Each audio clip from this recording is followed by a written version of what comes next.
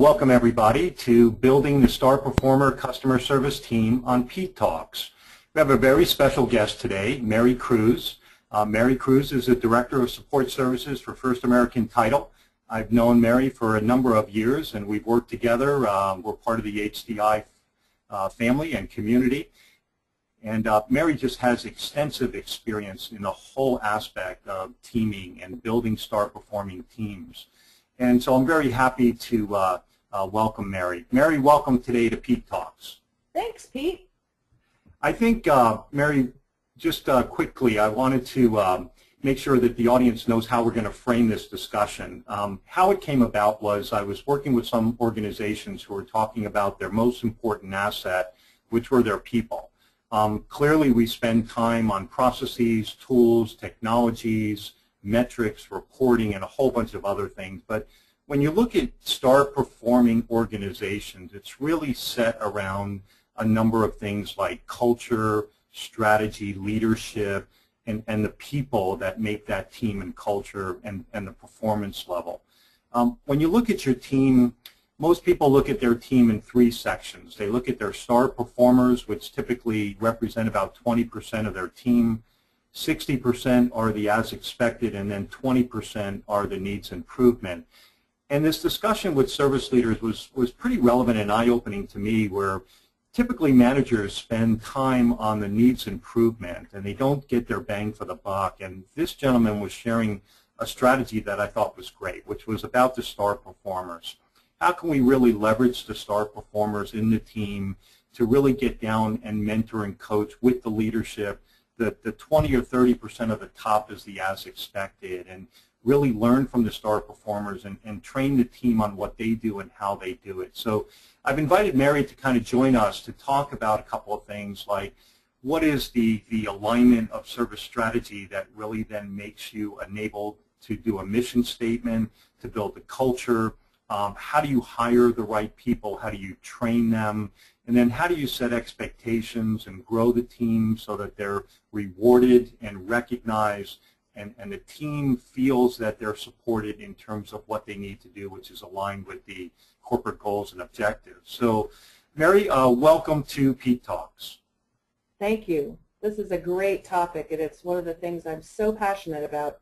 The people make all the difference. Mary, so you've had some vast experience in team building, and so what would you share with us one of the most important things you look at in terms of starting from scratch maybe, and what's those important building or foundational blocks for building star performance customer service teams? The beginning of building a team, rarely do we get to start from scratch, or we have absolutely no one. We're usually starting with a team that exists, and so we want to see who we have, who are our players, where we have the skills. But even before we do that, we need to know where we're going. I was walking through a zoo one day with my children, and I had the map in my hand, and I kept saying, okay, now where are we going next? Where are we going next? And my son asked me, why are you always asking that?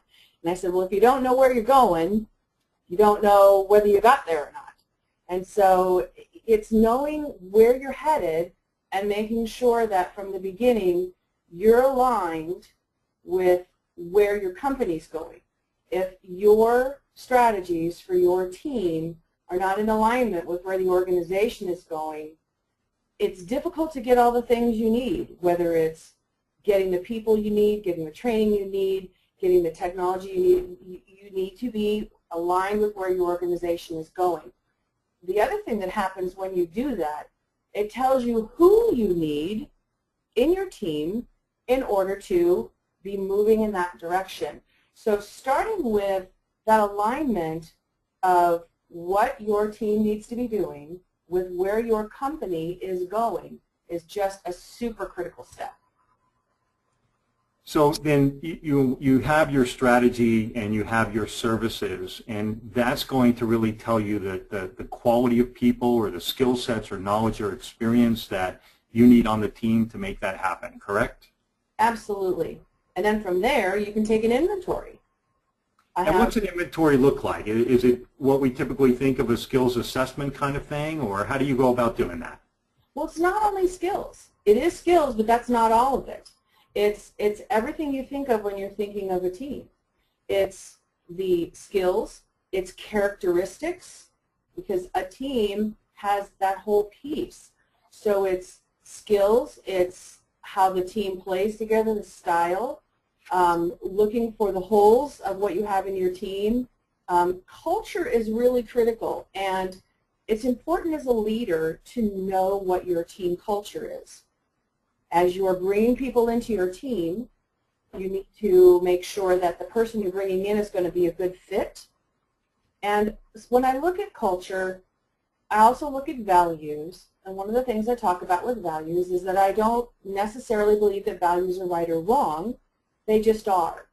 And so it's important to make sure that the people that you have in your team and the people that you're bringing in will be cohesive. So as a leader, you need to be able to describe the culture of your team. So let me give you an example when I talk about a value or part of the culture. Is your team competitive?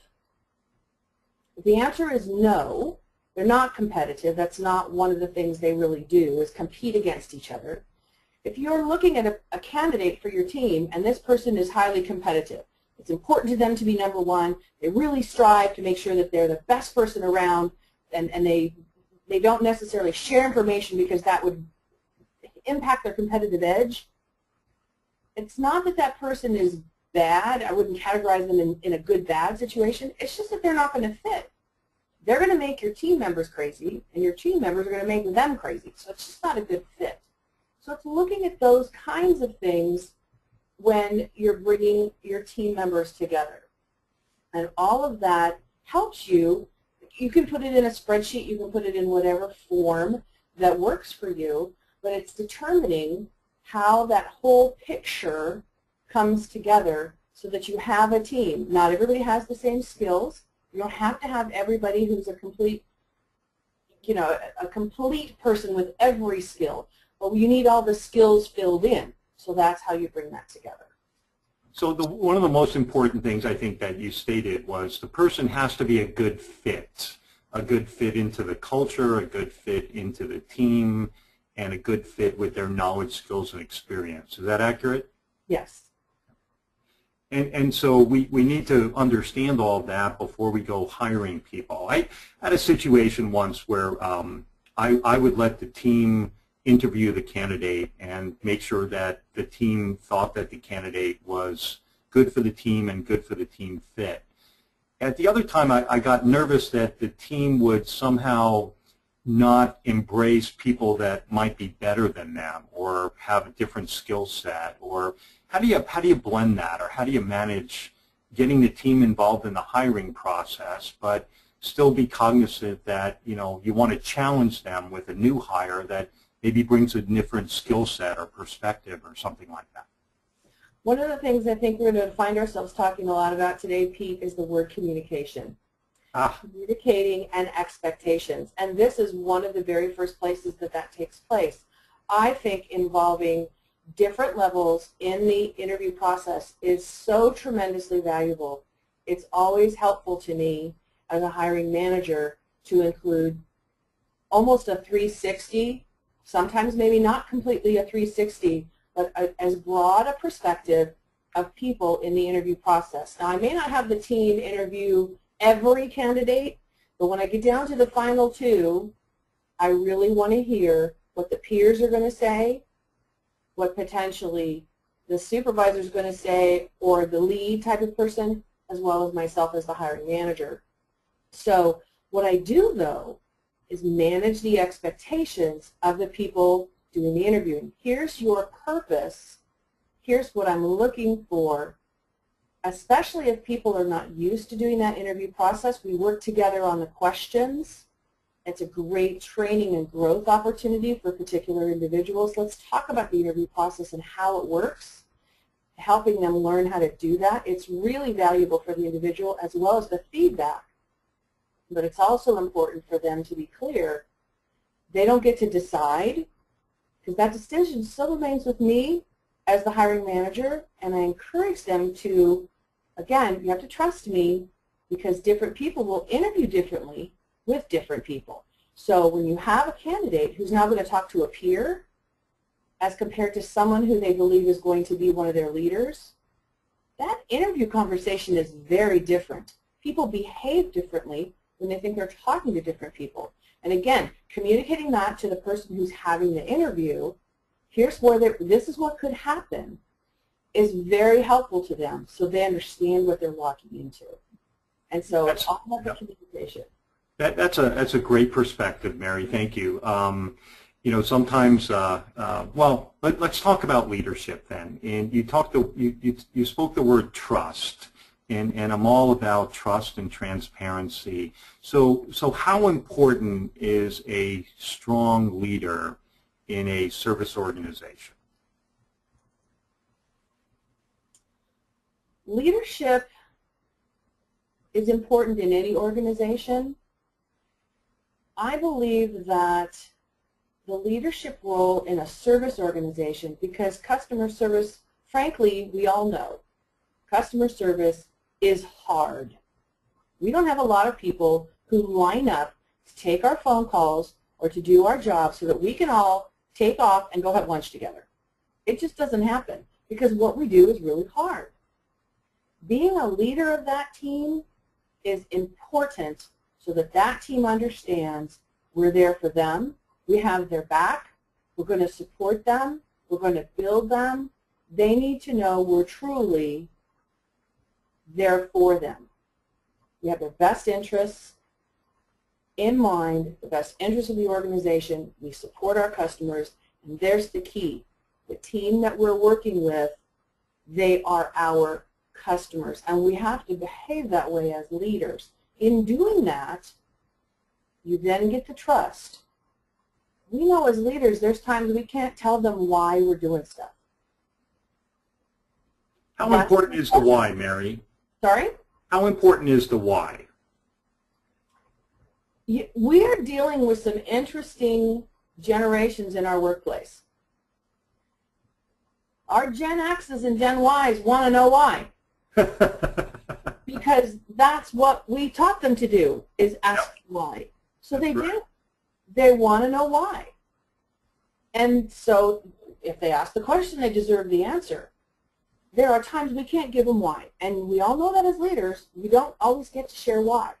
We have to have the trust in place so that when there are times we have to say, I need you just to trust me on this one, and go forward. There are times they can't participate in the decision-making processes as much as they want to. You can't be as collaborative as you'd like to be. They need to trust you and let you be the one who has to make the decision that time and move forward. That's critical. So if you've built that trust environment and you are as transparent as you possibly can be when you can be, they'll know that when you can't be, it's okay, because they know you have their back and their front and their side. You're fully supportive, and they'll trust you through it. That's great, Mary. I know you and I have very similar views on leadership and how to build a star-performing customer service team. I come back to this slide here in terms of some teaming principles, and how does this teaming principles right here kind of relate to what you talked about? We, as service leaders now, are managing a multi-generational team, and in some cases a multicultural team. So we have a multicultural and a multi-generational team trying to support a customer base that's also multicultural and multi-generational, and with business and technology trends moving at the speed of sound. How do some of these teaming principles kind of help you and the team be successful? Fundamentally, what you see as a theme when you look at these principles, it's positive, it's supportive, it's communicative, and it's ownership. One of the underlying messages that I like to give to my team leaders, I'm in a role where I'm a leader of leaders. And so one of the things I share with my team is when we do it right, the acknowledgement goes to the individual. When we do it wrong, we as leaders own it. What this is about is it's support as a leader. It's am I getting where I need to go with this? It's giving the team member what they need to do and have and be surrounded by for them to be successful. If I, as a team member, feel like my leader is helping me to be successful, it's not about them being selfish. It's about them feeling confident, secure, that somebody cares about me, that somebody really wants me to be okay, that I don't have to worry about my own security. That's what the job world is about. We're in a job, we need to be secure. We need to feel confident that things are okay. We don't constantly need to be looking over our shoulder to protect ourselves. And as a leader, if I know my leader's looking after my best interest, it helps me stay focused on the things I really need to be focused on to do my job. If I know that I'm going to make a mistake and my leader is going to take care of me and make sure that I learn through that mistake and I don't get hammered, I'm more comfortable doing my job and I'm happier doing my job. And that's what this is all about. Assuming innocence. Do I think that somebody intentionally came to work today to see, how many things can I screw up on? No, that's not what they do. And we need to believe that in people. And we need to know that they know that you believe that. That's how they see you as really being there to take them through to the next thing. Supporting customers is hard. We need to be able to position ourselves in a way that our team truly believes we are there to support them. And then they'll follow you anywhere. Very true, very true. I shared this story one time when I started my career at PepsiCo. The gentleman that hired me, who was a senior director, said, "Congratulations, Pete, welcome to the team." And as he shook my hand, he looked me in the eyes and he said, "Now don't disappoint me." And I remember that being kind of a milestone for me, because the "don't disappoint me" just carried this burden of accountability. And in today's service organization, how do you, right at the get-go, create an accountable team member so that they know what's expected of them, they know kind of the behaviors you're looking for them to perform, and somehow you're able to kind of measure and show them their performance level at any time? How do you go about doing that? And maybe it's starting from a good job description, but help me understand kind of how you would do that. The expectations piece is critical. What actually is my job? And one of the things that happens to us as time goes by is the job changes. Gosh darn it, the job changes on a regular basis, and we forget about that in terms of paperwork. And that's the job description, the paperwork. Now, people tend to look at their job description, and you know who I'm talking about. You're probably picturing somebody in your head. I'm sorry, that's not in the job description. I don't remember you telling me that that was part of my job. Really, when did that become part of my job? And so having that job description is a great place to start, making sure your job description is current. You have a great opportunity to do that when you have an opening. That's a wonderful sort of reminder, oh, it's time to look at the job description, because your HR recruiter is going to use exactly that to go find you candidates. So it's a wonderful time to look at that.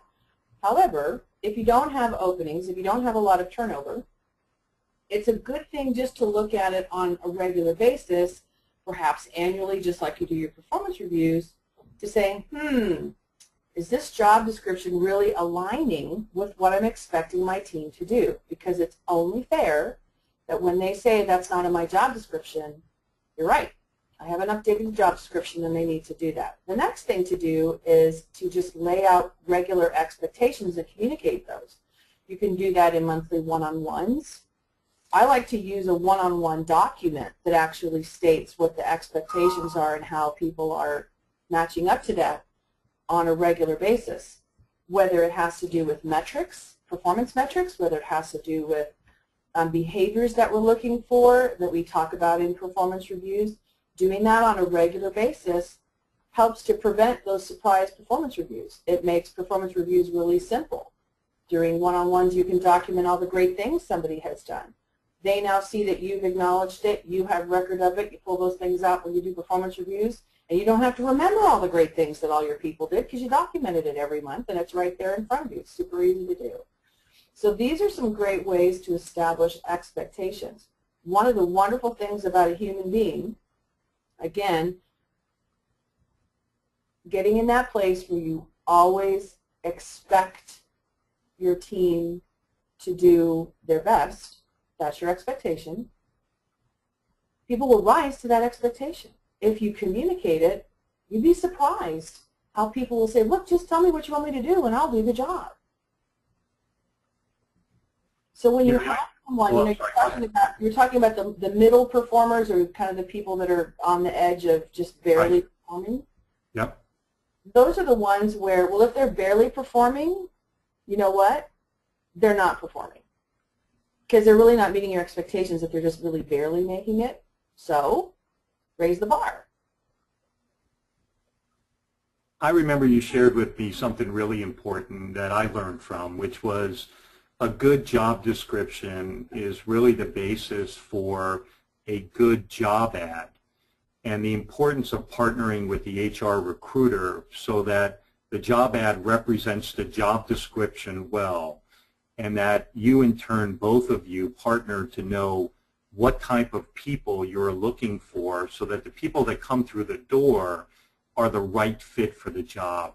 Do you have any experience with that you could share with the audience about that connection? Oh yeah, one of the things I really like to do, I had a situation where there was a reorg in the company, and I had a new team that was given to me, and I hadn't had a chance to work with this particular customer service team. I had a number of teams I was responsible for, but this was a new team. I didn't know this team's culture. I didn't know this team's style. They were nervous about me because I was new, and they had an opening. And so one of the things I looked for, I presented these very questions, what are you looking for, actually to the team. I mean, I had a job description, but what I wanted to create was something I called a hiring profile. So in a job description, it basically says, you know, the components of the job, the skills, the experience, and educational requirements. But what I wanted to know was what kind of person, what other components of the person are we really looking for? So I went through that with the team. I made it a brainstorming activity. Describe to me, team, if you could pick the person you wanted to work with, what would they look like? What would they be like to work with? And it was a really interesting experience where they started talking about, well, this is a person who shares ideas and is easy to give constructive criticism to, and this is a person who is on time, and this is a person who is willing to make trades in their shifts, and this. So they talk about those kind of components, but when you took those, they were actually talking about things like teamwork, communications, sharing, and you got to some behaviors that I could then give to human resources, my recruiter. So when she did the screening, she knew what kind of behavioral questions to ask, and so did I. So I could tell from the DISC behavior profiles, what was I looking for? I was looking for something like an interpersonal behavior style. I was looking for somebody who was perhaps maybe more conscientious because they were very concerned about accuracy and making sure that everything was documented right. So I was looking for different styles based on what they described. It was a great exercise. So when I got my final I gotta believe that really worked well for you. I mean, just being able to understand what you're looking for, what styles fit the job that is at hand, and trying to do a mapping as best as you can. Yeah, and having the team involved, they just really felt like it became more collaborative. And Well, it had to be a good learning experience for them as well, I would think, right? Absolutely. Absolutely. Well, Mary, speaking of learning experiences, one of the things that I know our audience would like to kind of learn from you is the training piece, right? You bring that person on board and you've done your best to hire the right fit based upon what you're looking for, that fits into the culture, fits into the team, has the knowledge, skills, and experience. And then there's that all-important onboarding training and then the continuous training effort to raise the skill levels of everybody on the team. I talk about the 3 levels of training effectiveness in terms of making sure that you could measure whether the training was effective or not, or testing people to make sure that they're comprehensive of that training material is good, or better yet, making sure that the training somehow influences the performance metrics or the expectation of performance. All those are very important. Can you share with us some of your lessons learned in terms of creating and managing and delivering a good, effective training program?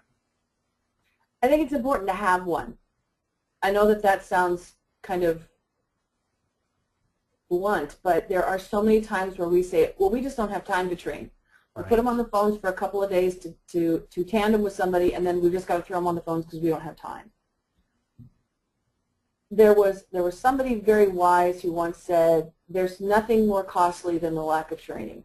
And I really encourage people to think about that.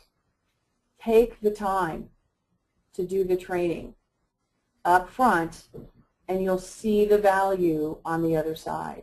And this, again, is a tremendous opportunity to take your star performers who are looking for opportunities to do something different, to share their skills, and have them participate in this process.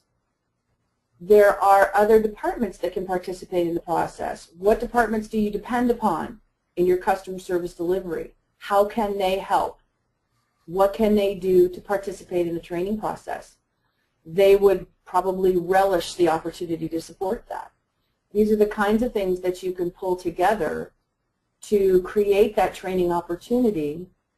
And again, listening to your team members, how are they doing? What's the feedback? Are they learning? What else do we need to do? Take your opportunity to tandem in when they first start to either tandem or to silent monitor as they start to take the early calls, and give that employee the encouraging feedback of how they're doing and some little hints and tips on how to make those calls more comfortable for them. It's not about them learning to do it right. It's about them being comfortable in the next time they take those calls. Now, I go back to one of my jobs where we were very technical in supporting technology out in the retail groups, and one of the mistakes I think we made back then was we would bring new people in, new candidates, and run them through a 6-week training program, and we never understood why we had like a 50% retention rate after training.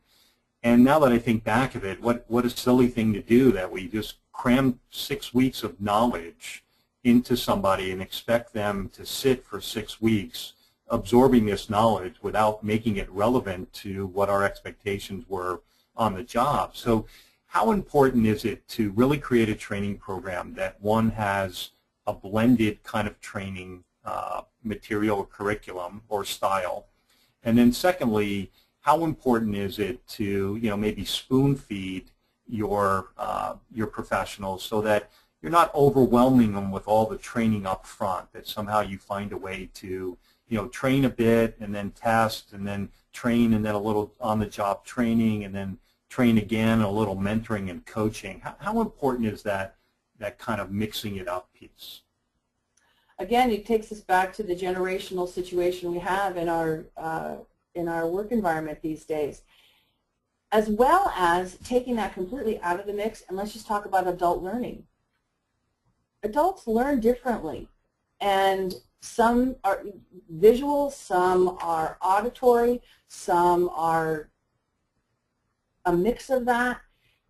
It's mixing it not only makes it so that you're going to hit whatever learning style it is that you're dealing with, but the other thing is, just like you're mentioning, Pete, it keeps it so that it's interesting and you don't lose people.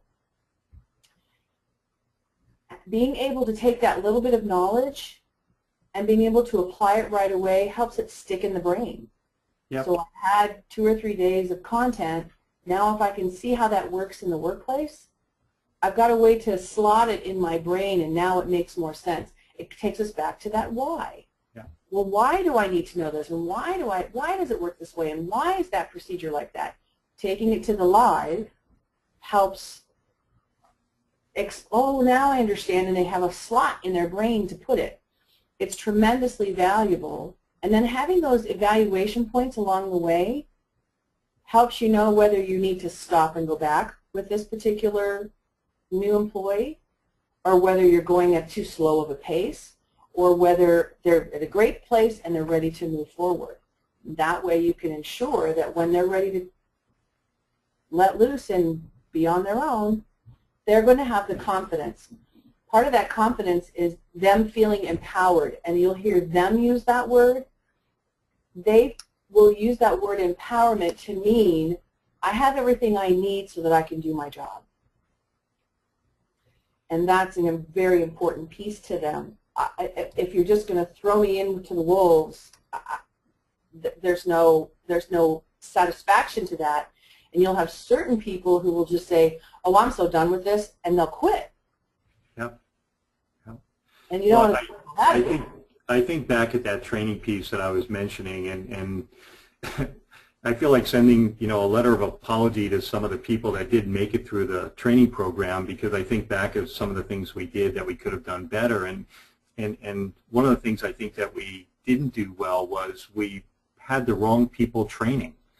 For the technical training piece, we brought in the technologists to do the training. And these were people that didn't have adult learning or training skills. They were technologists. And so how important is the trainer in terms of how they bring adult learning to the team?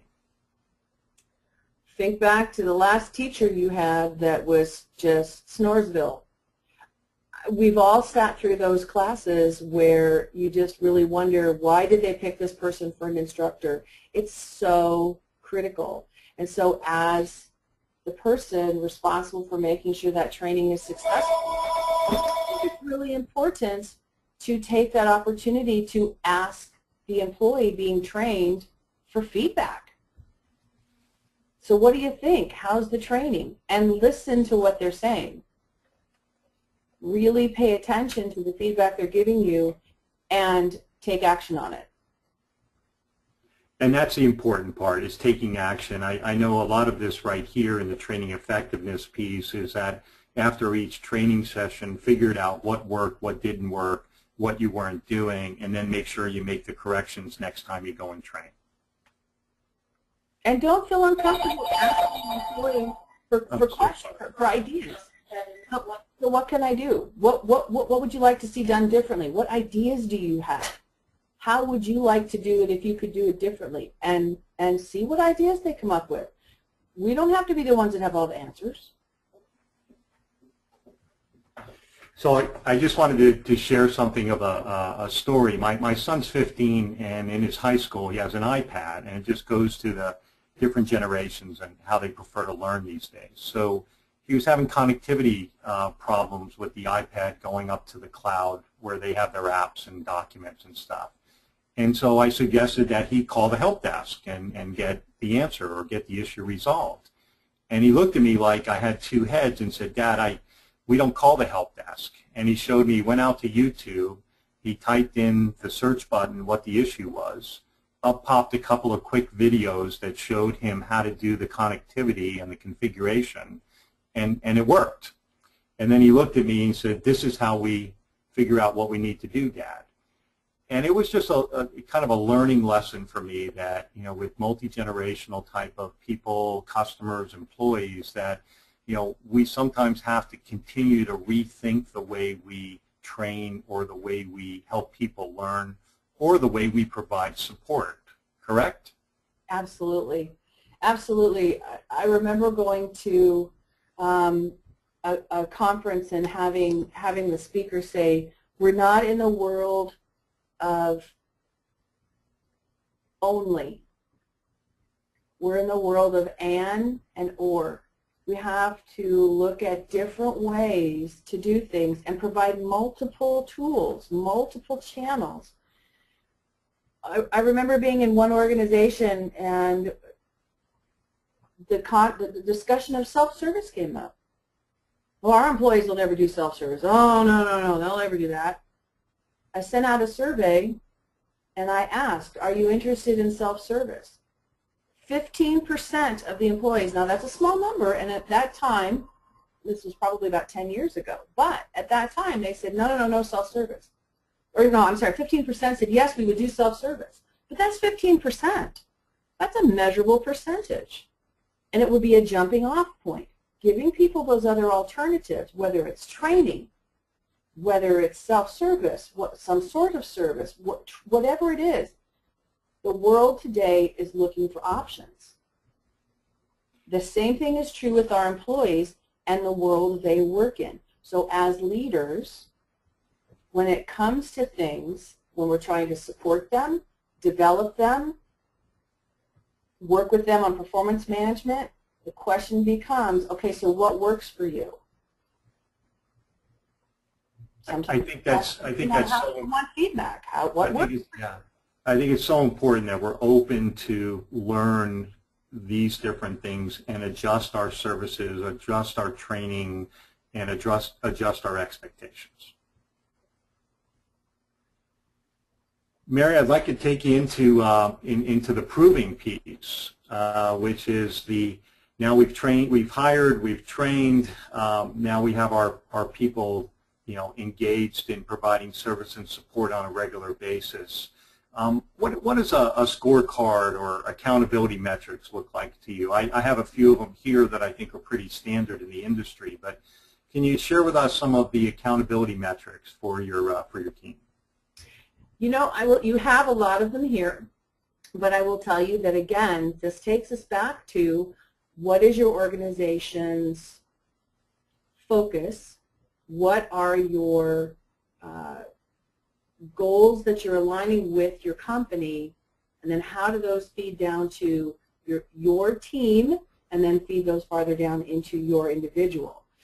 They need to be relevant to what the ultimate goal is so that it makes sense to you and to the employee as well as to the people above you. Some of these would make sense, some of them wouldn't, depending on the organization. If you, for example, first call resolution could make sense in many organizations. The type of organization where it wouldn't make sense is where you have tremendously high levels of self-service, and most of the calls that come in to the service center are more difficult and really take a lot of work to be done. First call resolution is going to be low. Yeah. It still could be a goal because you're expecting a certain level of first call resolution, but to expect a high level of first call resolution may not make sense. So one of the things about metrics is it's really important to ensure that the metrics you're using, you're not just using them because, okay, well, this is the customer service industry and we just have to use them. Make sure that they are relevant to the goals that you're working towards, relevant to the company's goals. I agree. They need to make sense to all that you do, and that if there are measurements that you are measuring and they're not relevant or don't align properly or don't fit to the audience, then you're wasting your time. You'll also impact your credibility with your team. Good point. Yep. Yeah. So what's she measuring that for? It doesn't make, nobody's looking at that, and then your team will question you. Yeah. Well, the other thing I heard that I thought was really a good idea is that if you're going to introduce individual metrics, that you make sure you take the time to ensure that the metrics are relevant, that you are able to capture the data accurately and consistently, that your calculations make sense, and then you kind of socialize it to the team to give them, the opportunity to understand why the measurement's important, what behaviors actually constitute that measurement and calculation. And you take, 3 to 6 months to get everybody to feel comfortable about the scorecard piece before you actually bring it live and start holding people accountable for it. Making sure that people understand it all is so important, because to them, you don't want them just to be numbers. They need to make sense. And for me, metrics, I want to make sure I explain this right. Metrics measure what we have done, but we don't change our mind about what we're going to do to change the metrics. Right. I worked in an organization where the focus was so hard on the metrics that the customer service individuals would make decisions on a moment-by-moment basis to manage their individual metrics, such that, for example, okay, I know I'm at this point so far today on my resolution rate. If I take another call, it could mess it up. So I think in the last 20 minutes I have on my shift, I'm just going to find a way to not be on the phone because I don't want to mess up my metrics for today. We want to make sure that we have the right kinds of decisions going on with our team around metrics. And I also believe that you never mess with your metrics. Right. Just count it. Those metrics are there to help you. If the numbers are bad, they're bad for a reason, and you need to be able to take that reason and use it for the justification for the things that you need. Don't not count something because you can't, there's something keeping you from being able to be successful. So I got to be successful, so I'm just not going to count that one so that my numbers aren't bad. Don't mess with your metrics. Let them be what they are. Well, the point I always remind myself with what you just said is that you never want to have metrics that make somebody want to do bad behavior. Yes. So, well, we have a couple of minutes left, Mary. I just wanted to close with the importance of quality monitoring. So we've done all of this piece, and now confidently knowing that our team is doing what we expect them to do. How important is the quality monitoring and kind of tying all this up for you? This is, in my mind, quality monitoring is where the heart comes in, because this is where the voice is.